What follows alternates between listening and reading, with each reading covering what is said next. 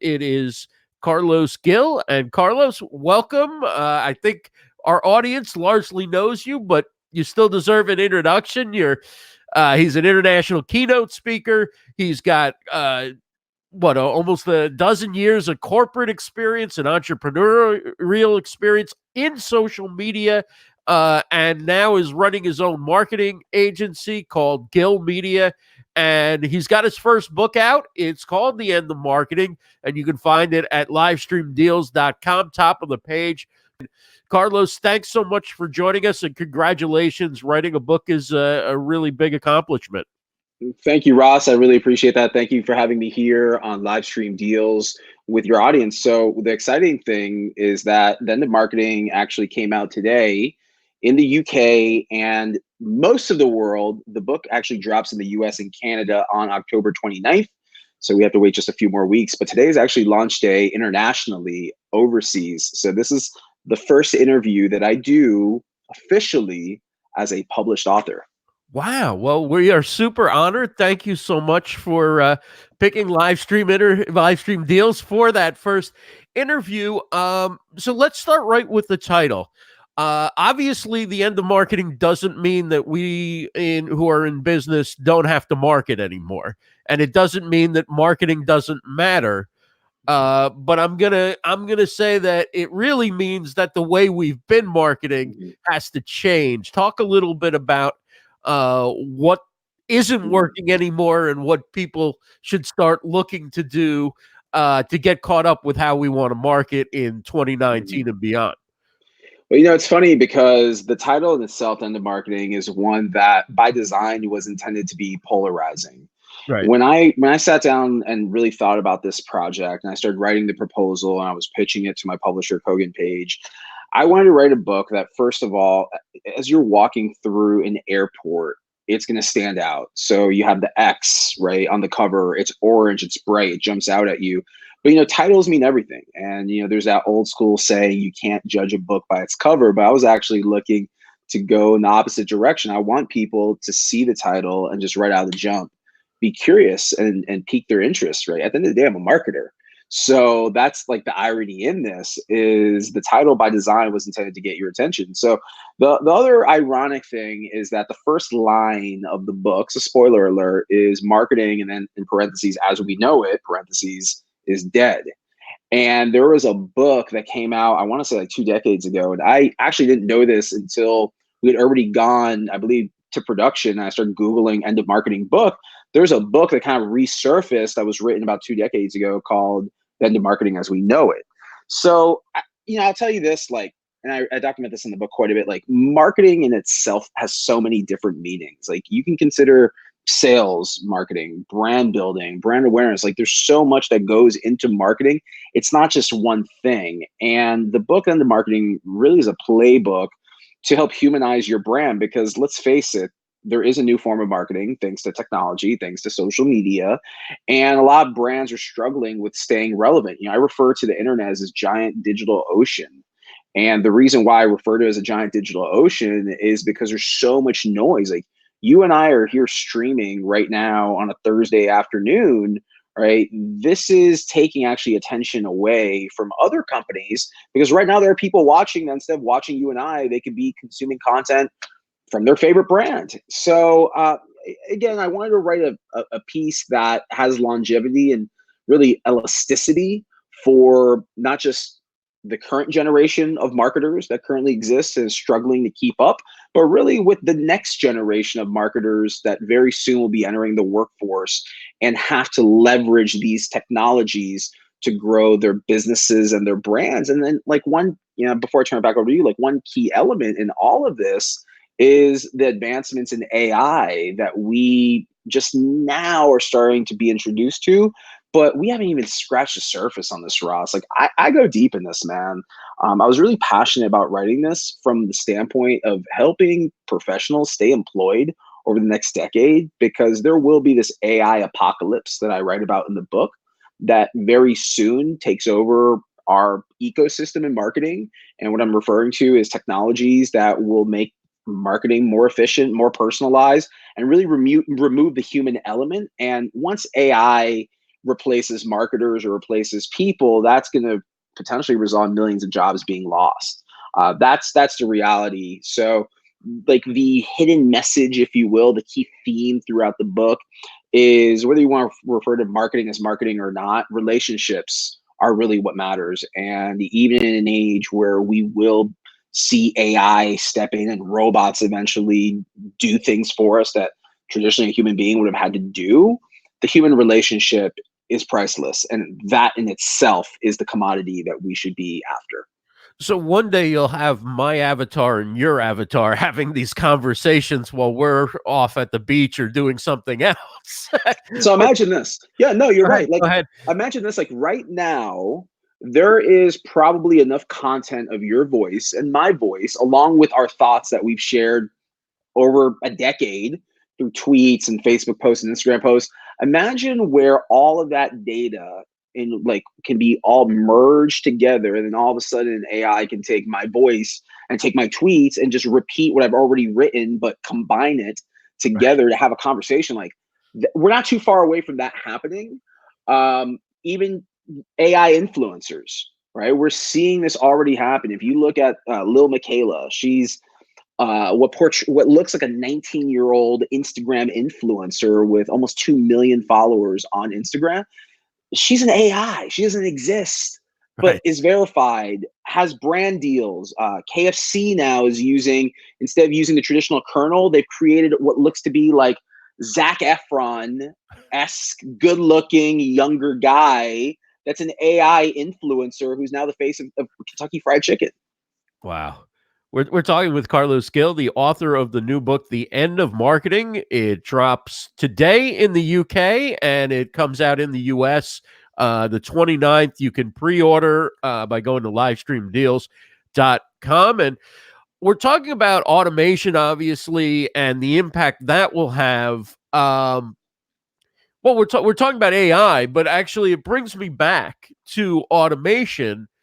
We saw the impact that automations had on Twitter over the last 3 or 4 years, where those real-time conversations that many of us kind of drove our whole social ecosystem kind of came out of a lot of what was going on Twitter, and now that seems to only exist at that type of volume in politics and live events and sports. And I guess I'm a little concerned about when automation comes from automation to AI. You combine the two. Is anybody going to be having real time conversations on social anymore? Well, define a real time conversation, right? Content is shared every nanosecond of the day. So whether it's an auto post using even a tool like Buffer or AI, or you and I just tweeting, right? That's where you start to have to, like, really go down to the minutia of what is considered real time, what's considered real. Right. Because I know I've had these conversations with colleagues. I've played around with using bots on Instagram and Twitter and whatnot. It's been, met with criticism before by people in our industry. But the reality of this, Ross, is what AI is intended to do is optimize processes, remove the human element. So essentially you can focus on other tasks that Right. normally you would have to, like, press buttons on your own. So I think that, or not that I think, I believe going forward, what we will see more of is private conversations being had in smaller forums. I think we're going to actually start seeing more people relying on this sort of dialogue, especially as we transfer over to virtual reality at some point. And like I said before, the human touch is something that is going to become more of a commodity and more priceless than ever before. Because here's the thing, you and I are human beings, right? We're not robots, we're not AI. Right. So you can see an AI, influencer like Lil Michaela, like I said before, the KFC kernel example, and you can admire the aesthetics, but in reality, it's not someone that you can interact with and have a true relationship with. Right. And one of the things that I've heard you talk about in your speaking, and now is going to be a big part of the book, is how people really want to interact with and consume content from people, and how influencers who have a big personal brand are doing much better than brands are doing. So instead of a brand maybe hiring a celebrity to be endorsing the brand in a commercial, it's how do we get our product into their content, and how do we get our name and what we're doing highlighted by that person to their passionate fans. Yeah, that's a really good question, Ross, and I'm glad that you bring that up, because throughout the end of marketing, I bring to light that people today are brands. So there's this misconception that a brand is limited to a corporation. What a brand really is it's a logo. Now, I actually said this when I was on stage today here in Charlotte. Like, I am a fan of, let's say, Ted Baker and Ferragamo. These are brands that I wear all the time. I enjoy, buying. I spend money with these brands all the time. I could care less what they have to say on social media. It doesn't affect me or impact my decisions either way. So, like, we need to get to a point where we are brutally honest with ourselves as marketers, as business operators, around the notion of what does social media really do for a corporation. Now, I like to use myself as an example and as a case study. I've successfully been able to build a brand for myself as an individual. That brand I can monetize, whether it's through speaking or books or influencer gigs, right? Because I've established a brand. You don't need to see a logo, you just see the face. And that is where companies need to shift and pivot if they want to reclaim relevancy over the next 10 years. Honestly, even shorter than that. There's going to start to be a consolidation of corporations online that start realizing that they're not getting any value by having an account on Twitter or posting endless content on Facebook or Instagram that's not being consumed or engaged with, that they can't really justify the ROI. So what you have now is the reality that people today are brands, people have reach, people have influence. Every single person online has influence. Influencers themselves will be more affected over the next 10 years by advances in technology than even traditional corporations do. Now, what traditional corporations have from an opportunity standpoint is the ability and opportunity right in front of them to leverage their employees. Their greatest asset is the people that they're paying a paycheck to. And I know employee advocacy by no means is anything new. So, like, I didn't necessarily write that into marketing to introduce employee advocacy as like this new thought or idea, but more or less to plant the seed in the minds of marketers that you need to replace your brand's logo with a human face. And that is a new form of thinking. So if you're Coca-Cola, going forward, instead of having the Coke logo as what people see on your Twitter account, make it actually be a person or a group of people, or have multiple accounts that operate almost like brand ambassadors or influencers, but representing the Coca-Cola brand or any other brand. Like, insert brand here, you have an actual person who's your storyteller and they're your spokesperson. And then where you bring influencers into the mix is influencers have a very unique skill set that your average marketer doesn't have. And that's the ability to storytell. That's the ability to captivate someone's attention. And that's very different than what marketing is. I think you'll start to see influencers being hired by corporations to really be ambassadors first, influencers second. That's really interesting. And I think another aspect of it, so you're talking about influencers, you're talking about your employees using their social media accounts to amplify the brand message and share their passion for what they're doing related to the brand, their knowledge, their expertise. There's Correct. so many different things. And then the other piece of it, I think, would be the customers as well, because some of the best storytelling comes from a customer journey, from someone who, say, they were working with you and they came in and their social media was a mess, they weren't getting any results, it wasn't driving any business. You put a plan together, and a year later they're now getting clients that they never had before. That whole arc is a perfect story for a brand to tell through the voice of that customer, who would love to have the ability to have their business highlighted within the bigger brand's social ecosphere. So it's like, it's a win-win for everybody. You're absolutely right, and it's no secret. Like you follow me, Ross. You see that I travel a lot. I'm on stages quite a bit. And what I want to say is that for the last maybe, I don't know, 3 or 4 years before I sat down and actually even pitched into marketing and then eventually wrote it, I started using these conferences as opportunities to almost create like my own focus group. So I would go to these conferences, and I still do this, and I hear feedback. As soon as I get off the stage, there's always going to be people that want to tell me their problems. And what I mean by that is they're coming to me because they're seeking for guidance, but they're telling me over and over like the same consistent patterns. We're posting content, we're not getting engagement, we're on all these social networks, we don't have resources. Like, once you hear over and over the same problems that virtually every company has, I started taking all this intel and I started saying to myself, okay, so what does the future hold? And that is what came to be the end of marketing, which is stop what you're doing now first. Like, this is the framework.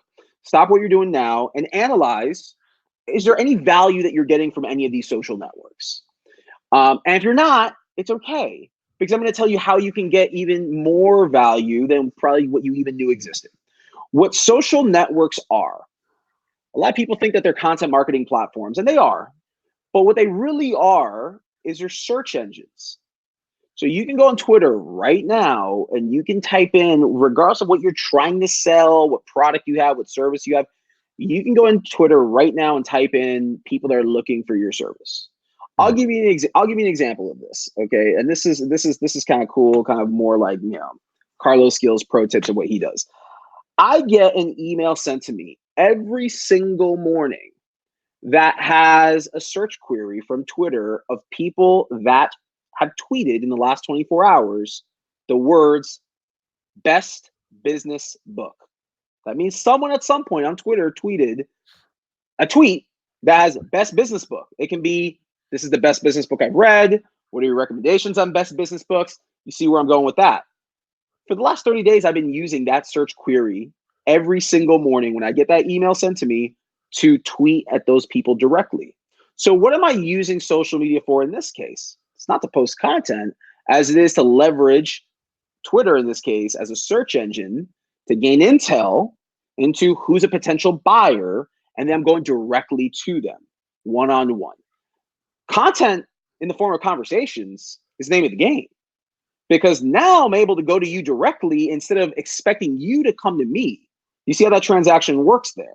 Right. And this is what I say to brands throughout my keynotes. This is what I preach throughout the book, is pivot away from what you've historically been doing, which is making your content exclusive to your brand, and start becoming an inclusive brand. And what I mean by inclusive is you're a part of the community. You are going to others. You're not expecting for you to build your own community and have all these people come to you, because the reality is that people are not coming to you right now as it is. So there's this shift in thought of looking at social networks as content marketing engines to actually being search engines to find real customers. So what I'm hearing is you don't always have to lead a community. You just have to participate, be helpful, That's it. and engage with people within an already existing community, and there'll be more than enough people there for you to move your business along in a better direction in terms of the results that you're getting on social media. That's it. That's all you have to do. So many people are trying, and when I say people, I'm not just referring to corporate brands. I'm referring to individuals that are trying to become influential and trying to build their reach. Look, Ross, you have platforms like Facebook that give you access to 2 billion active users, Instagram, 1 billion, LinkedIn, 600 million, Twitter, over 300 million. Like, these are real user counts. Granted, you're not going to be able to reach everyone. You're not going to appeal to everyone out there. But if you find the individuals that are speaking about what it is you do, similar topics, similar interests, it honestly, social media 101. It's what I started doing in 2009 when I joined Twitter, and I've done almost every single day Right. since then. It's finding people to connect with and really going back to why we're all on social media, and that's to socialize first and sell second. Quick question from Dan Courier, who's watching on Facebook. What service do you use to generate that search email? I use Brand 24. Brand I'm 24. sure Brand 24 will enjoy that plug. So I use Brand 24. There's other social listening services out there, but again, what you really want to do, Dan, and those watching, is you want to create search queries, whatever platform you use, and then get an email digest sent to you every morning for that search query. I won't tell you all the ones that I have set up because I can't reveal all my magic tricks, Ross. But yeah, I've got a few good searches that come my way, and others are also monitoring what's being said about my brand. I wouldn't be a savage marketer if I didn't monitor what's being said about other people in my industry, and other brands I want to do work with. So I would say for anyone that's watching this and has been pushing content out rapid rates, thinking that the name of the game here in play is to just push out content, you've been mistaken. You played yourself, like DJ Khaled says. Instead, you need to take the tide and the momentum and bring it back in your favor and just leverage data that already exists. Wow, that's powerful stuff. Thank you, Carlos. The book is The End of Marketing. Carlos Gil knows what he's talking about. He's been on the corporate side. He's built a personal brand. He's running a marketing agency. He's spoken all over the world. And it's an honor to have you on, and congratulations on the book. And check out livestreamdeals.com. You can't miss it in the upper left-hand corner of the homepage. It's right there. Click on the book, learn more about it. Ross, thank you so much. I really appreciate your support and your time. Thanks, Carlos. Great talking to you.